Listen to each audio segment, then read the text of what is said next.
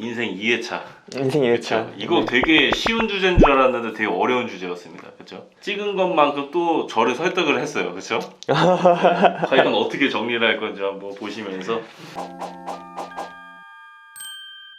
되게 쉬우면서도 그리고 되게 공감을 많이 받으면서도 궁금한 오늘의 주제 뭔가요? 쪼면 잘할까? 조금은 약간 속된 말로 이제 갈구면 잘하냐. 그치. 그렇죠. 자, 그거에 대해서 얘기를 해볼게요. 자, 바로 본론하시죠. 예. 근데 파킨슨 법칙이라고 있어요. 그게 뭐냐면 어떤 일정이든 주어진 기간만큼 늘어진다는 거예요. 말이 안 되지만 그게 써 있어요. 업무는 주어진 시간만큼 늘어난다. 그럼 빨리 끝내라. 그러니까 한 달 프로젝트라고 하면 한 달 안에 끝나는 거고 6개월 프로젝트라고 하면 똑같은 일인데 6개월에 끝난다는 거지. 그러니까 결론적으로 이 책에서 하는 말은 쪼으면 빨리 나온다. 빨리 나온다. 그 대부분의 사람들이 근데 그렇게 믿잖아요. 근데. 그러니까 그게 본진이 아니라는 거지. 사실은 쪼은다고 되는 게 아니라 원래 더 근본적인 문제가 있었을 거라고 생각하고 그게 이제 직원들의 상태가 문제일 거라고 생각해. 근본은 뭡니까? 어제 만난 친구가 그 얘기했어. 우리 회사 보면 그런 말 안 나올 거라고. 내가 이 주제를 어저께 얘기했거든. 이거 하려고. 근데 그 친구가 그 친구는 그러면은 뭐 어떤 회사인데? 그 전에 카메라 관련된 쪽에서 일하고 있었어. 그러니까 그 회사가 상황이 어떤 거? 쪼는 회사. 말을 안 하면 말을 안 듣는다는 거지. 뭔가 꼰대가 되기 싫은데 자기가 꼰대처럼 대하지 않으면 애들이 일을 안 한대. 요즘에 넷플릭스 유명한 DP. DP를 갈구지 않으면 애들이 정신을 못 차린다. 걔는 그렇게 얘기했어. 나 때는 말이야 이런 말 안 하려고 해도 할 수밖에 없대. 그래가지고 내가 그렇지 않다고 막 얘기를 하면서 말싸움을 했는데 나 공감 안 하시는 분 많을 것 같아. 아무튼 내가 생각했을 때는 능력이 부족한 경우 당연히 안 되겠지. 그러니까 사람 뽑을 때 능력이 부족한 사람 뽑아놓고 일을 시키고 못한다고 하면은 이상한 거 아니야? 그리고 자신감이 부족해. 너무 실패를 많이 한 팀이거나 자기 개인적으로 뭔가 그런 상태일 수도 있어. 그래서 자신감이 부족한 상태일 수 있고 또 연대감이 부족해. 이 회사를 사랑하지도 않고 그냥 이용만 하는 거야. 내 시간이랑 월급이랑 이게 교환만 하려고 어쩔 수 없이 와서 끌려서 일하는 상황일 수도 있어. 그리고 회사가 마음에 들긴 하는데 연대감도 다 좋아. 근데 목표가 이해가 안 가. 그러니까 우리가 이걸 만들자라고 했는데 저게 돈이 될지도 모르겠고 왜 하는지도 모르겠고 그래. 그럼 내가 일을 하면서도 목적을 잃어버릴 거라 생각해.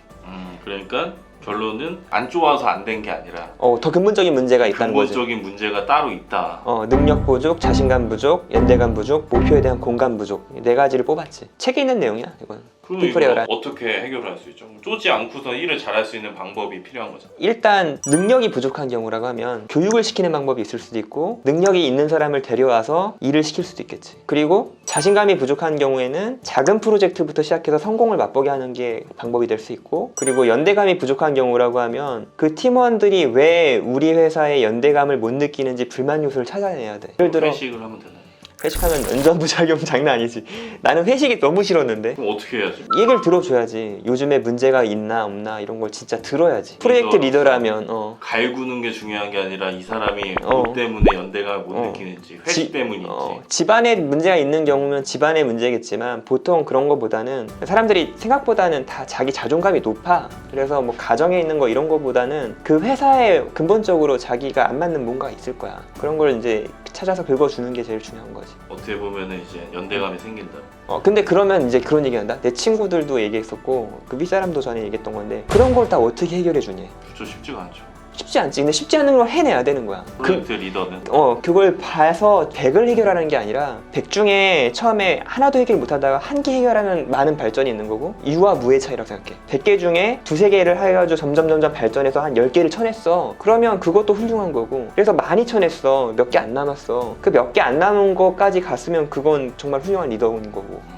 그러면 이제 마지막으로 목표에 대한 공감이 부족하다. 그건 프로젝트 리더가 실수했을 수도 있어. 말도 안 되는 프로젝트 목표를 잡았을 수도 있어. 그러면 팀원들 말을 받아들여서 프로젝트를 접거나 이렇게 해야 되는 경우도 있어, 극단적으로는. 근데 그렇지 않고 정말 이 확신이 있는 일이야, 될 것 같아. 그러면 팀원들한테 계속 설명을 해서 그 상태까지 가야 돼. 이해하는 단계까지 가야 돼. 이해하는 단계까지 못 가면 그 사람들은 뭐 회사에 충성심이 부족한 것도 아니고 관계가 나쁜 것도 아니고 그냥 일을 잘 못하게 돼. 내몰리는 거야. 그 사람들도 좀 피해자가 되는 거야. 그러면은 이제 제가 지금 들은 바로 인하면 쪼면 잘하는 게 아니라 어려운 일을 해야 돼. 능력이 없으니까 쪼는 거네.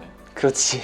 그렇죠. 결론 그 얘기를 하고 싶으신 거죠? 부모 중에 이제 체벌을 자주 하는 부모님들 있잖아. 내가 이거 써놨는데 약간 그것도 피플레이가 있는 내용이야. 아이를 체벌할지 말지 결정하는 문제랑 똑같다고 생각해. 내가 쪼는 거는 체벌이랑 똑같다고 보면 평소에 체벌이 거의 없는 환경에서 아이가 뭘 잘못했어. 너무 정확한 타이밍에 내가 적절한 체벌을 해서 난 체벌 반대론자는 아니니까 딱밤을 때린다 치면 우리 하륜이한테 애들한테 딱밤을 때려요. 네. 그렇지, 딱밤을 때린다 치면 걔가 납득할 만한 상황에서 평소에 내가 되게 사랑을 해주고 평소에 문제가 없는 상태였는데 한 대 맞았어. 그리고 애가 납득을 해. 그건 체벌이 그나마 효과가 있는 거야. 딱밤이라고 하니까 되게 이상하다. 체벌이 그렇다는 거야. 근데 평소에 맨날 체벌을 해. 맨날 때려. 그런데 어떤 문제가 있어. 또 때려. 효과가 있겠어? 어차피 맨날 맞는데. 그러니까 맨날 쪼잖아 보통 나쁜 회사들은. 맨날 쪼고 맨날 쪼고 맨날 쪼고 그러는데 맨날 바쁘고. 자기 기분에 따라서 또 기분의 문제가 아니라 진짜 바쁠 상황이 와도 재촉을 하는 거야. 근데 그전에도 재촉했잖아. 뭐가 변화가 있어 그 사람들은. 아무런 효과가 없을 거야. 그러니까 그거는 미신이고 리더가 문제가 있다는 신호야. 체벌을 많이 하는 부모는 체벌을 진짜 많이 한다면 부모에게 문제가 있다는 신호거든. 그러니까 내가 맨날 죽은다면 그건 프로젝트 리더로서 이미 문제가 있다는 신호인 거지. 결론적으로는 어쩌라는 거죠? 결론은 팀원들의 관계를 좀 더 신경을 쓰라는 거지. 한 사람 한 사람 다 케어할 수는 없다 이렇게 말하기보다는 그 조금이라도 이제 하나씩 해결하려고 들어가라는 거지. 능력이 없는 걸 일단 알아야겠네요. 쪼는 사람들은 자기가. 그치. 그리고 프로젝트 잘못된 걸 수도 있어. 그러니까 프로젝트 잘못된 거면 용감하게 이 프로젝트는 아닙니다라고 할 수 있는 프로젝트 리더가 돼야지. 그러면은 이거는 프로젝트 리더들한테만 해당되는 내용이에요. 팀원들도 문제가 있지. 팀원들도 그런 프로젝트에 있으면 도망 나오는 게 맞지. 근데 프로젝트 리더한테 개선을 요구해서 개선이 돼. 그럼 해피한 거고 서로. 개선이 될 가능성이 너무 없어. 그러면 중이 저를 떠나야지. 그러면은 편집은 여기서 끊어도 돼요 사실. 그쵸? 응. 내용 다 나왔어. 제가 들은 바로 형님네 회사 직원이 형님 보라고 책을 준 걸로 알고 있습니다. 아 그치. 착각하는 CEO. 착각하는 CEO. 그러면은 그 직원의 마음은 뭐였을까요? 고치라는 거지 나한테. 그래서 거기에 이제 어떤 내용들을 언급도 해줬어. 그래서 고치려고 노력을 했지. 좋은 리더셨고 어떻게 보면은 팀원들은 사장님한테 가가지고 이거 잘못된 거니까 고치세요라고 책까지 그치, 줄 정도면은 와 일반 회사에서는 상상도 못할 것 같은데. 그러니까 내가 권위적으로는 안 하니까. 만만한 거지. 결론은 근데 만만한 이게 거지. 만만하게 보일 수도 있겠네요 잘못하면.